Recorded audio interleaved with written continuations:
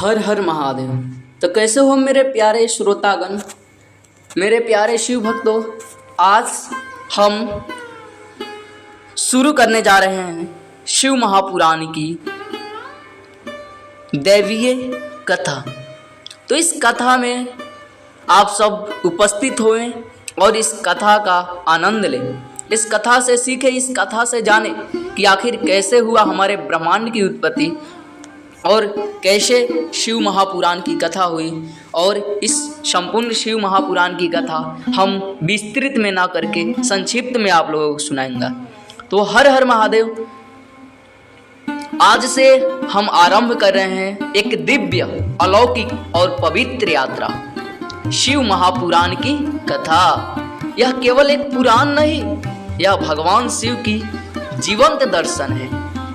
उनका ज्ञान, उनका प्रेम और उनका रहस्य है इस शिव महापुराण में। सावन के इस पावन महीने में हम पूरे 30 दिन इस कथा का सार, संदेश और महत्व लेकर आएंगे, सरल भाषा में, भक्ति भाव में। आप सब इस कथा को अपने दोनों नेत्र बंद करके और ध्यान पूर्वक सुनेंगे और आप लोग ध्यान में बैठ जाएंगे और मन को शांत रखेंगे और इस कथा पर ध्यान देंगे।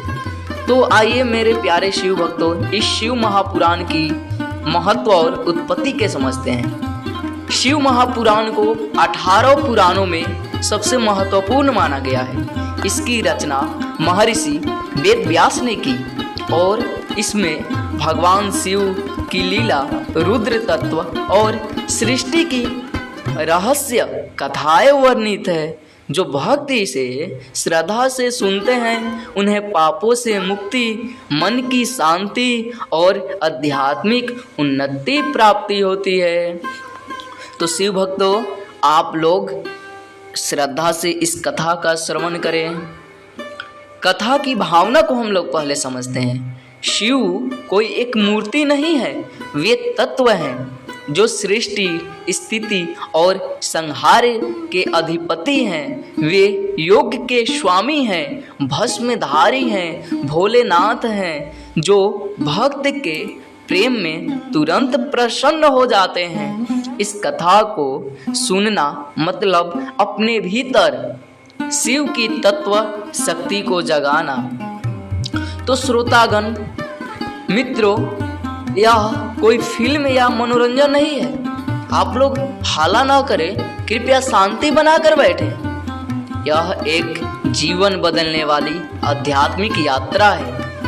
अगर आप सच में जीवन में शांति, भक्ति और शिव तत्व को महसूस करना चाहते हैं तो हर दिन मैं यह कथा संक्षिप्त रूप में 10 मिनट में लाऊंगा और आप लोग हर दिन कम से कम 10 मिनट इस कथा को जरूर सुनिए। ये 30 दिन आपके जीवन में सकारात्मक ऊर्जा और दिव्यता ला सकती है। तो मेरे प्यारे शिव भक्तों,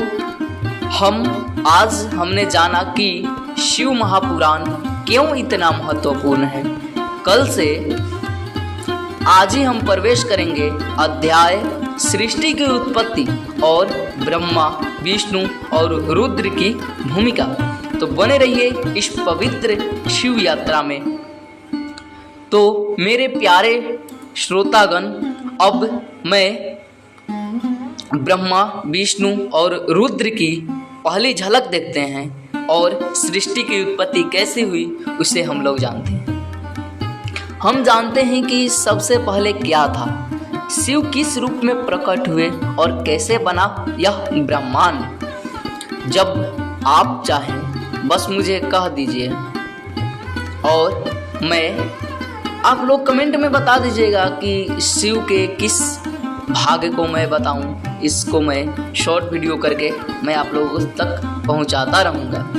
तो हर हर महादेव। स्वागत है इस पवित्र कथा की दूसरी कड़ी में। हमने थोड़ी देर पहले जाना शिव महापुराण क्यों इतना महत्वपूर्ण है। आज हम जानेंगे सबसे पहला क्षण, जब न समय था न स्थान न सृष्टि, केवल शिव तत्व थे। सृष्टि की पहले क्या हुआ था? शिव महापुराण के अनुसार जब कुछ भी नहीं था, न दिन था न रात थी, न पृथ्वी थे न आकाश थे, केवल एक अदृश्य अलौकिक अनंत तेज था, एक अदृश्य शिव अग्नि था जिसे हम परम शिव कहते हैं। वही शिव निरांकार, शून्य और अनंत दोनों उसी परम शिव से पराशक्ति की उत्पत्ति हुई, जो ऊर्जा है, जो सृजन की क्षमता है। तो आइए मेरे प्यारे श्रोतागण, त्रिदेवों की उत्पत्ति देखें। इस शिव तत्व से ही सृष्टि की उत्पत्ति और रचना के लिए 3 शक्तियाँ प्रकट हुई। प्रथम में भगवान शिव ने भगवान विष्णु को प्रकट किया और उनको ध्यान करने के लिए बोले। भगवान शिव ने ध्यान किए और ध्यान करते करते चारों तरफ जल निकलने लगी और भगवान शिव सागर में डूबते चले गए। तब भगवान शंकर का आदेश हुआ कि हे विष्णु, तुम लेट जाओ इस शिव सागर जल में। तभी से भगवान विष्णु लेटे और उसी जल में भगवान विष्णु के नाभि से एक कमल का पुष्प निकला और वह पुष्प जल के सबसे ऊपरी हिस्से पर जाकर खिला, जिससे भगवान ब्रह्मा जी की सृजन हुआ, भगवान ब्रह्मा जी का उत्पत्ति हुई। लेकिन यह त्रिदेव भी शिव लीला का हिस्सा है। इनका जन्म इसलिए हुआ ताकि सृष्टि का कर्म चल सके। ब्रह्मा और विष्णु का भर्म। एक बार जब ब्रह्मा जी उत्पत्ति हो गए, तब ब्रह्मा जी उस कमल के कंठ के नीचे आते चले गए, पर उस कमल का ओर मिला ना छोर मिला। उनके सृजन कौन है, ब्रह्मा जी को मालूम ना हुआ। कितने वर्षों तक भटकते रहे, फिर अंत में वह उस कमल के ऊपर की ओर चल दिए और उस कमल के पुष्प पर जाकर बैठ गए।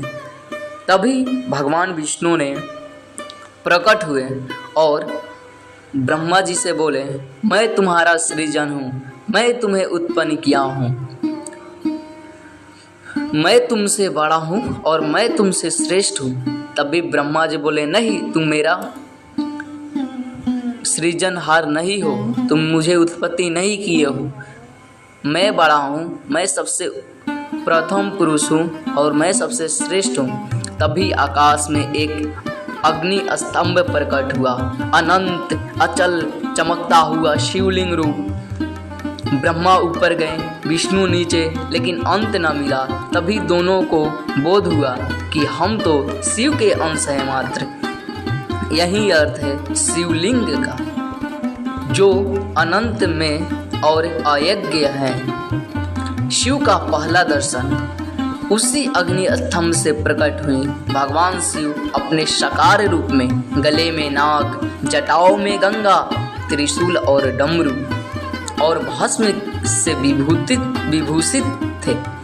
विष्णु और ब्रह्मा ने उन्हें प्रणाम किया और वहीं से प्रारंभ हुई शिव शक्ति की परंपरा।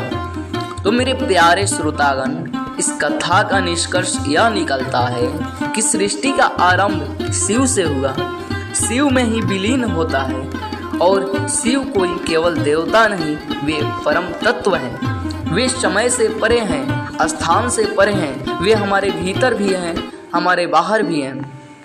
तो मित्रों, आज हमने जाना कि सृष्टि की उत्पत्ति कैसे हुई और केवल शिव ही थे जो इस सृष्टि का सृजनहार हैं। कल की कथा में हम लोग जानेंगे शिव पार्वती, शिव और माता सती की अग्नि परीक्षा कैसे हुई। तो चलिए श्रोतागण, इस कथा को ज़्यादा से ज़्यादा शेयर करें, आप भी पुण्य के भागी बने। और ज़्यादा से ज़्यादा इस कथा को शेयर करेंगे तभी तो ज़्यादा से ज़्यादा हमारे भारतवासी भगवान शिव के भक्ति में लीन रहेंगे। तो चलिए इस कथा को लाइक शेयर और सब्सक्राइब करें, ज़्यादा से ज़्यादा शेयर करें। हर हर महादेव, जय शिव शंभो। तो आइए श्रोतागण पहले मेरे साथ एक बार गा लीजिए। ओम नमः शिवाय, ओम नमः शिवाय, हरे हरे बोले नमः शिवाय, ओम नमः शिवाय, ओम नमः शिवाय, हरे हरे बोले नमः शिवाय। गंगाधराय शिव गंगाधराय, हरे हरे भोले नमः शिवाय। ओम नमः शिवाय, ओम नमः शिवाय, हरे हरे भोले नमः शिवाय। ओम त्र्यंबकं यजामहे सुगंधिं पुष्टिवर्धनम् उर्वारुकमिव वन्दनान् मृत्युमोक्षीयमामृतात्। हर हर महादेव।